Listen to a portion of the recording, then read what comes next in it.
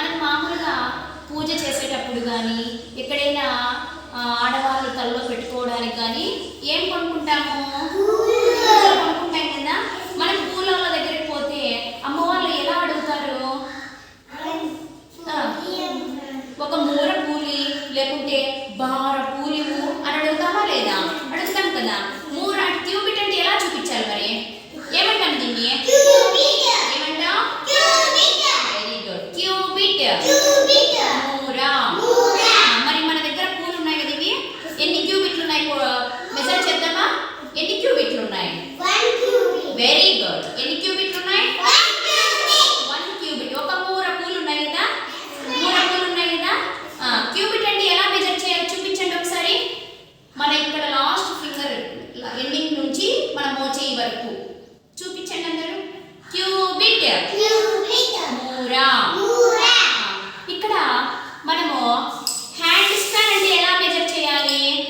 Hand span ఈ thumb finger నుంచి little finger వరకు ఉండే డిస్టెన్స్ నే హ్యాండ్ స్పాన్ అంటాం. ఏమంటాం? Hand span. జానా. ఒకసారి చేతు నీ ఫింగర్ తోటి నువ్వు నీ హ్యాండ్ స్పాన్ తోటి మెజర్ చేస్తావు ఈ చార్ట్ని. ఇది మెజర్ చేసి చూద్దాం.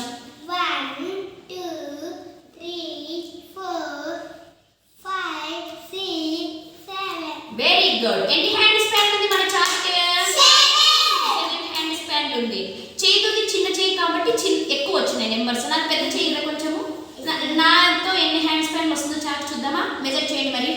1 2 3 4 5. 4. ఒకసారి ఇంకోసారి మెజర్ చేయండి. 1 2 3 4. ఎన్ని హ్యాండ్ స్పాన్ ఉంది నా చేతితో? ఇది చేతితో 7. అంటే ఏమి? పెద్దల చేయి పెద్దగా ఉంటుంది కాబట్టి తక్కువ వచ్చినాయి. మీరు చిన్న చేయి కాబట్టి ఎక్కువ నెంబర్స్ వచ్చినాయి. అవునా కాదా? ఇప్పుడు సపోజ్ మనం డైలీ వాడే పెన్నులు పెన్సిల్ యూజ్ చేస్తుంటాం కదా రాసుకోవడానికి. ఇప్పుడు నా దగ్గర కొంచెం ఉంది అంటాం కదా. బెత్తే అంటే ఎలా చూపించాలి? ఇలాగా. అది కూడా ఇట్లా మన 4 వేళ్ళ వెడల్పుని ఇట్లా పెట్టుకుంటే మన 4 వేళ్ళ వెడల్పు ఉంటుంది కదా, దీన్ని బెత్తే అంటాం. ఏమంటాం? Finger span. ఒకసారి మనము ఎన్ని బెత్తెలు ఉంది పెన్సిల్ మెజర్ చేద్దామా? ఒక్కసారి గమనించండి. 1 ఇక్కడ నుంచి మళ్ళీ ఇట్లా 2 2.5 ఉంది. ఇంకా తక్కువ ఉంది కదా, షార్ప్ చేసినాం కదా కొంచెము. చూడండి ఇలా మన 4 ఫింగర్స్ యొక్క వెడల్పుని